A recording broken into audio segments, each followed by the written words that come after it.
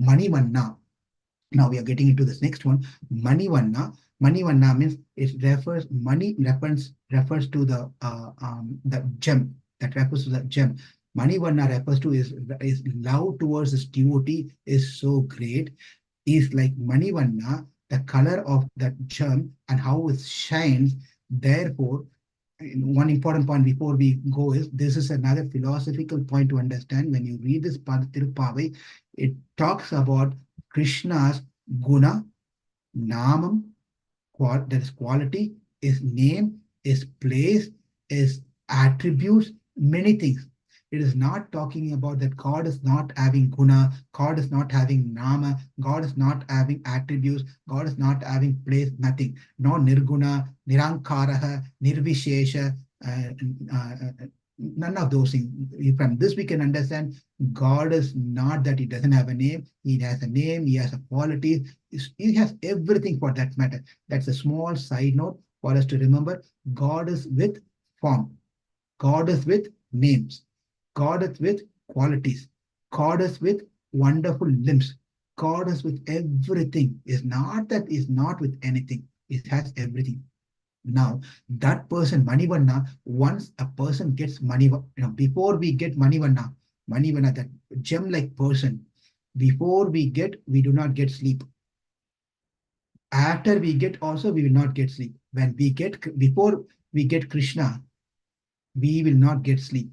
Because why? We are searching for Krishna, Krishna, Krishna, and not getting sleep. Where is Krishna? Where is Krishna? Where is Krishna?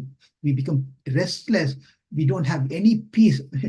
This is quite interesting. We all tell Prabhu, why do you come to temple? You ask some person, why do you come to temple? Why you go to temple? People say, I get peace. I get peace. Shanti, Shanti, Shanti. I get peace. Therefore, I go to temple. But then the height of bhakti, when it comes, we will not have any peace. When we come to that stage of bhakti, we will be restless, no peace at all, because we want to get with Krishna. Where is Krishna? Where? Like Parishit Maharaj, within the womb of Uttara, he was searching, where is that person? Where is that person? He became restless. When we come to the points of that stage of becoming restless, no peace in our life, that means we have attained the Krishna bhakti. In that sense, we attain bhakti. Now also we don't get sleep. Now also we are not restless because of what? We are thinking other things in our life. What will I do tomorrow? What will happen if something happened to me? And what will happen tomorrow? I have to go to work and do this work, that one. What will happen to no peace? What will happen to my investment that I put my money, all the bulk of money into that particular project, that particular thing? What will happen to them? Will I get a return or will I not get a return? This is why we are not getting sleep. And if we make offense to the devotees also, we will not get sleep, by the way. Important thing to note. If we offend a devotee also, we will not get sleep. If we are envious of someone also, we will not get sleep. And this particular about sleep in Mahabharata, Vidura Nidhi, in Vidura is giving advice to Dhritarashtra, Dhritarashtra coming and telling to Vidura, I'm not getting sleep. This could be a series of presentation also. Vidura Nidhi is giving so much beautiful instruction. And then Dhritarashtra, the reason he gave instruction is because Dhritarashtra asked one question. Vidura, I am not able to sleep. I am not getting peaceful sleep. And Vidura is asking a question back, is giving some reasons. Did you do this one? Did you do this one? Did you do this one? Did you do this one? If you have done any of these things, that is why you're not getting sleep. Beautiful, very beautiful. So likewise, also for devotees also do not get sleep. Why? Now they are searching. I want to be with Krishna. Where is Krishna? Is he here? Is he there? Finally they get Krishna. When this maNivaNNaa, when they finally get Krishna, are they getting peaceful sleep now? No sleep again. Before also no sleep. After getting Krishna also no sleep, because before we got Krishna, we were looking for Krishna. Therefore, we didn't get sleep. And now after we got Krishna, now we don't get sleep because Krishna doesn't let us sleep. He doesn't let us sleep. When Krishna is there, how can we go to sleep? Krishna is always with us, so we are going to be in that Krishna consciousness, so united, so in connection with Krishna. We don't get even time to sleep. We don't even get time to sleep. If we are getting time to sleep, then we can understand our level of bhakti. But that doesn't mean that we have to judge ourselves in that way, because sleep is also needed. Sattvika, when we sleep as much is needed, then that sleep is also falls under a complete guidelines of what Krishna has told. It can be considered to sattvic. Because at the time of sleep, what happens is like you're putting a cell phone to a charge overnight. Like when we're sleeping, Atma get connected to Param. We may not realize, but Atma get connected to Paramatma and recharged. It get recharged over the night in that time. And when it gets up the morning, we say, I had a good sleep.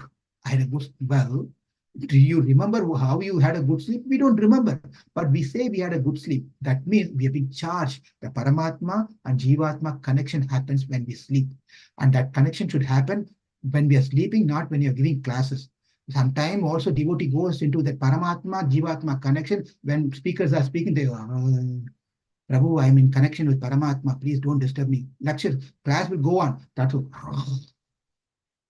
Paramatma, speaker as a speaker, we have to be satisfied. Okay, he's in connection with Paramatma. Let's not disturb him.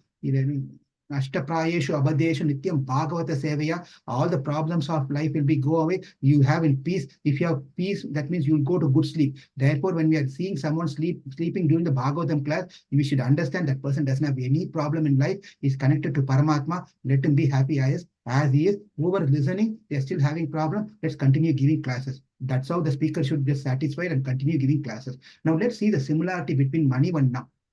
Similarity between the gem, the money, this maNivaNNaa, the gem and Krishna. What are the similarities between money and Krishna?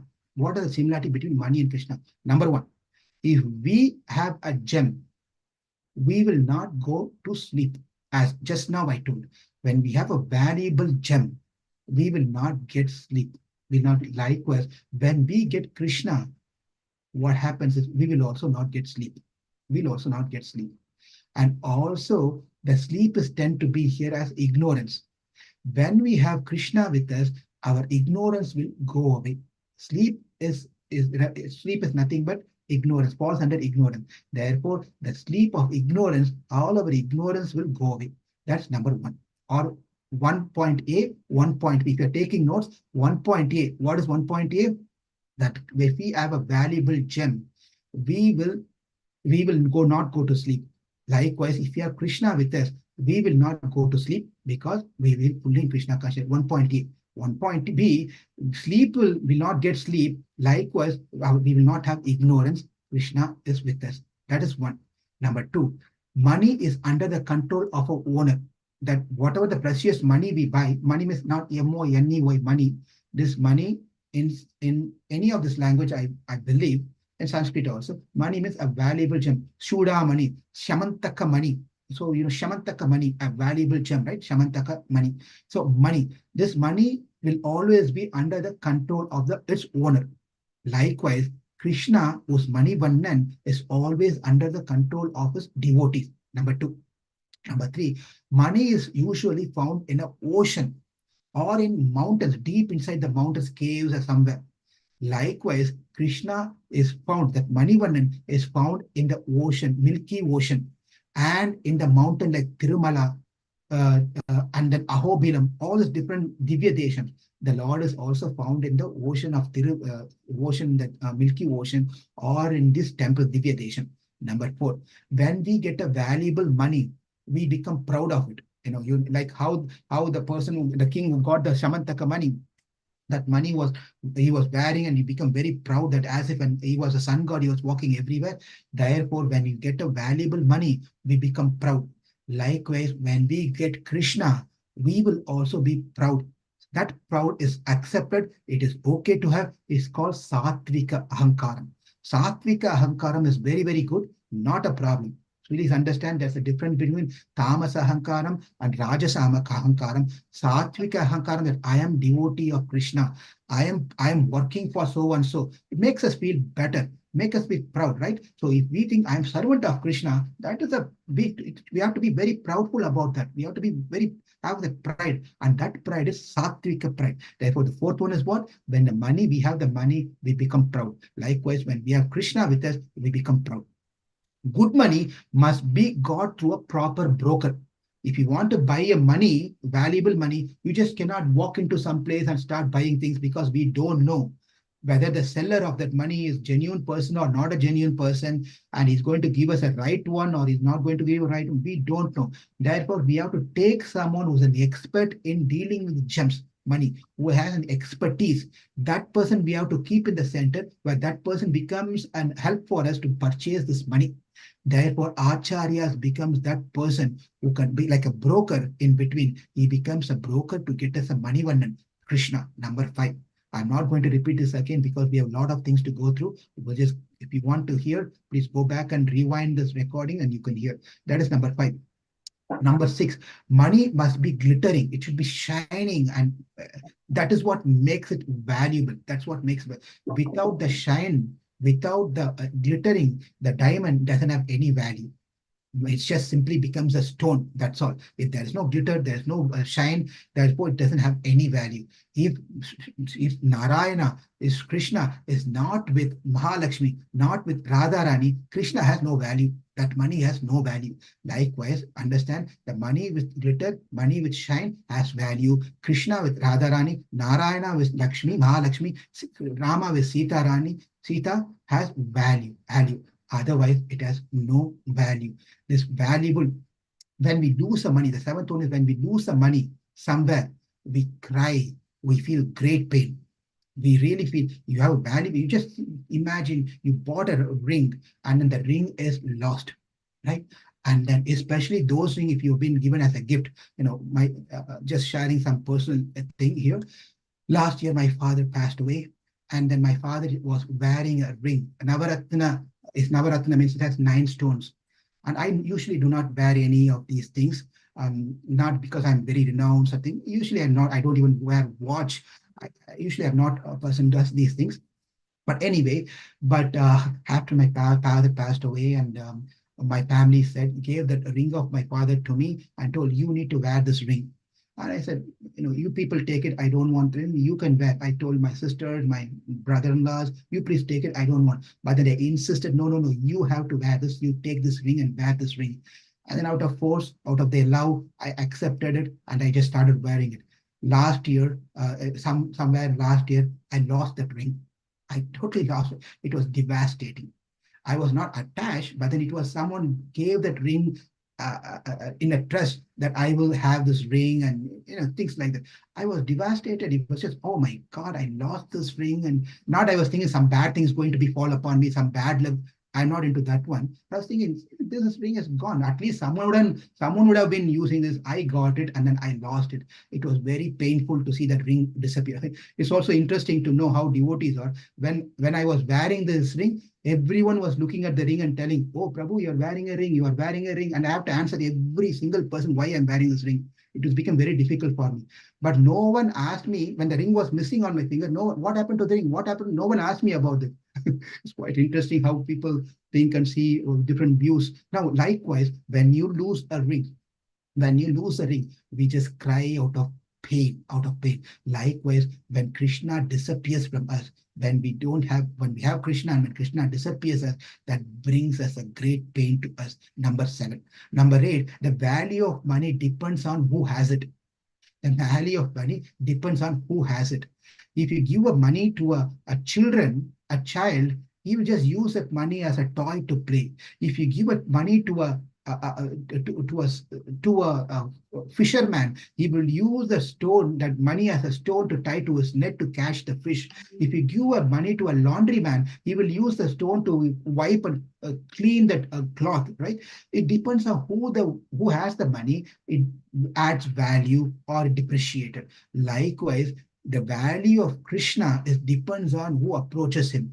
People can approach Krishna for material need, wanting something new in their life. They want a car, they want a husband, they want a wife, they want children, they want whatever it is, they want something new. People may approach Krishna for wanting something new, or people may approach Krishna for wanting something which is they lost in their life, the relationship or an object or position. They approach Krishna to wanting to something they lost in their life. Second person can approach like that. The third person can approach it. They want to approach Krishna as a money, maNivaNNaa, so that they can have an anubhavam or atma anubhavam, or they want to merge with the Brahman. We saw this yesterday also. They want to merge with Brahman. They also can approach Krishna to wanting to have an atma anubhavam, or the fourth person who can approach Krishna as Krishna, I want you, you alone. But this is nothing but what I'm telling is all from Bhagavad Gita, 7th chapter. You all can have 4 types of devotees who approaches Krishna, and who are the 4 types of person who does not approach Krishna. These are all there in Bhagavad Gita. Please refer to Bhagavad Gita. If I start quoting all the verses, it's going to take a lot of time. Please, you all are well-versed pandits. You know very well what the verse I'm talking about. And as needed, I will quote some verses. If you're familiar with some verses, I'm just going to move on with that one. Ninth point, money, even if it is the money, which is even if it put into a garbage, the money does not lose its value just because diamond has been posed into a trash can. Right? I lost my ring. It would have gone in some trash or somewhere. It doesn't mean that the ring has gone depreciated. It loses its value. It loses value. Likewise, like how the money, when it's thrown into the trash can, doesn't loses its value. Likewise, when Krishna descended from the spiritual world to the material world, he doesn't loses his value. He's still great.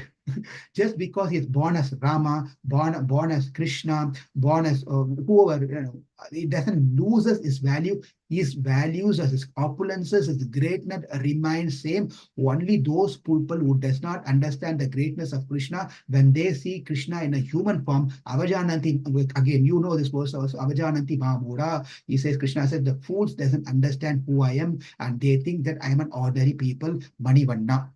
We have seen 9 points of comparing money with Krishna. How Krishna is that money, therefore Krishna is maNivaNNaa, Male, maNivaNNaa,